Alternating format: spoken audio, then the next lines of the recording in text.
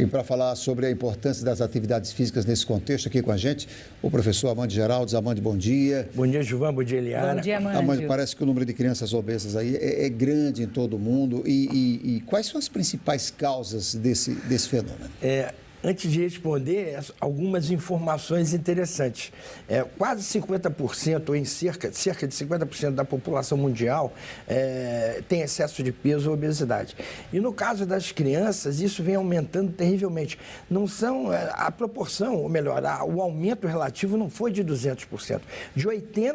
Dos anos 80 até hoje, foi de cerca de 1000%. As crianças brasileiras, 36% a 38% apresentam excesso de peso.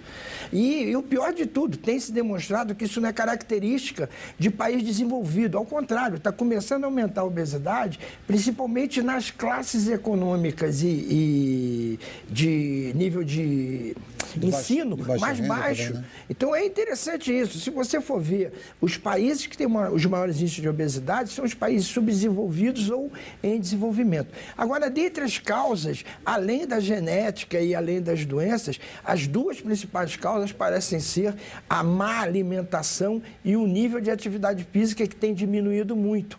O número de crianças que assistem ou ficam na frente de telas, como computador, televisão, videogames, tem crescido muito. Inclusive, já existe recomendação para isso, evitar que seus filhos fiquem mais que 2 horas, no máximo diariamente, com telas, televisor, computador ou videogames. É um fato preocupante, né, isso aí.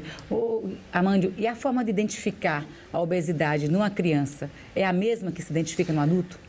Olha, embora tenha se usado o mesmo esquema, que é o índice de massa corporal, isso não é muito certo, digamos assim. O índice de massa corporal foi criado para pessoas de 18 a 60 anos. Então, até 18 e depois de 60 anos, o índice de massa corporal já perde muito a sensibilidade. Crianças, o ideal é usar a curva de crescimento estatural e de peso do próprio país. Eu trouxe uma figura que é um modelo de curva utilizada muito em pediatria, que eu peço para colocar na tela, que é o que se usa no mundo inteiro, inclusive no Brasil. Esse tipo de curva você pode utilizar para avaliar o crescimento tanto estatural quanto de massa muscular, de massa corporal. A segunda figura, por favor. Na segunda figura, nós temos o índice de massa corporal clássico. Esse modelo não é o indicado para criança. O ponto de corte de excesso de peso para criança não é 25 e a obesidade não é 30. A terceira figura, por favor. A terceira figura, você vê a adaptação. Repare que uma criança de 10 anos, com 19 de índice de massa corporal, na verdade, já apresenta excesso de peso. Uma criança de 10 anos com 24 de índice de massa corporal já é obesa. Então, é importante, embora o IMC ainda seja muito utilizado, não é a forma mais correta ou mais sensível de avaliação da obesidade em crianças. E os prejuízos dessa obesidade, é a mesma coisa do adulto para a criança ou muda muito? Olha, existe uma coisa meio complicada que é o seguinte, a gente sabe que as doenças relacionadas à obesidade, principalmente hipertensão, aterosclerose, os fatores de risco cardíaco associado ao diabetes, são doenças geralmente silenciosas. Você só identifica ou diagnostica depois que essa doença está instalada.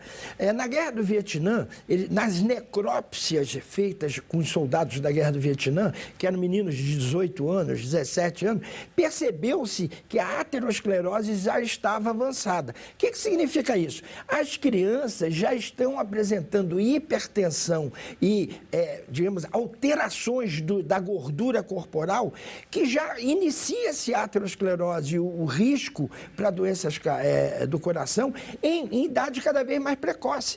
Então, pare para imaginar, uma doença que em adulto faz um efeito, imagina essa doença instalada na época da infância até a idade adulta. Então, eu diria até que é muito pior para a criança, porque a criança vai carregar e desenvolver a doença por muito mais tempo e, com certeza, as sequelas e as morbidades serão muito maiores. Então, Amandio, como se prevenir contra a obesidade infantil? No caso da criança, você tem várias formas. É até bom, uma oportunidade interessante. Você tem vários níveis de prevenção. A prevenção pessoal, a prevenção social e a prevenção política ou governamental. Então, a pessoal, você tem que comer bem, evitar gordura, evitar doce, essas coisas. Comer frutas, comida de boa qualidade. A prevenção, digamos assim, política, começa a complicar. Você tem que ter um bom ensino que ensine a pessoa de menor renda a comer direito. As pessoas não ganham o suficiente para comer aquilo que é bom. Vou lhe dar um exemplo. Recentemente fizemos um trabalho e perguntamos para os idosos por que é que eles não andam mais do que andam.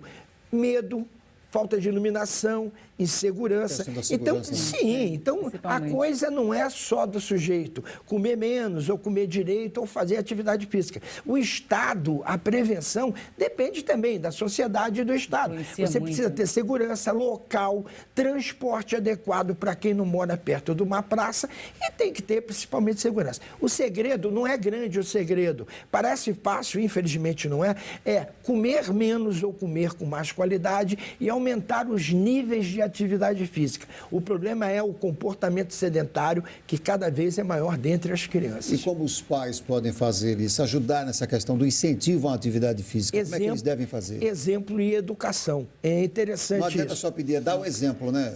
É complicado. O filho utiliza os pais como exemplos.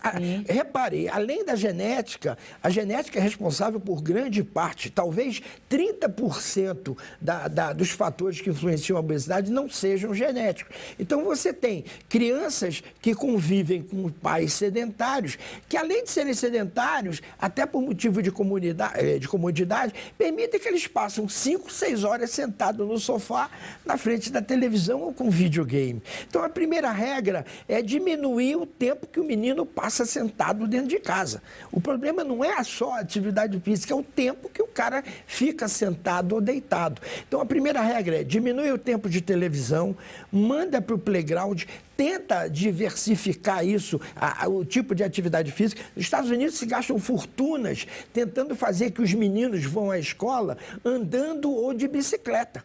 Isso é uma coisa que seria extremamente interessante nas pequenas cidades, desde que houvesse segurança, obviamente. Agora, para encerrar, Amandio, a criança que está acima do peso, ela pode praticar ou fazer as mesmas atividades de uma criança normal, digamos assim, ou seja, que não está acima do peso? De forma geral, sim. É importante que a gente diga, não é só estar acima do peso. Não existe doença, é rara a doença que seja contraindicação absoluta para a atividade física. A mesma coisa acontece com a obesidade. Obviamente, o menino com excesso de peso deve tomar alguns cuidados porque ele tem maior probabilidade de ter lesões. Ele carrega uma sobrecarga e, portanto, as atividades podem necessitar de algumas adaptações. Mas não existe desculpa para o sedentarismo. É importante que você estimule os gordinhos, os mais pesados, os mais magros, todos a participarem de atividade. E detalhe, para a criança, a motivação é característica da própria idade. É muito mais fácil você fazer a criança, desde que ela não esteja viciada em videogame, fazer alguma atividade que seja compatível com o emagrecimento. Mexa-se. Exatamente. Amandio, bom dia para você. Obrigada, muito obrigado. Amandio. Bom dia para vocês todos.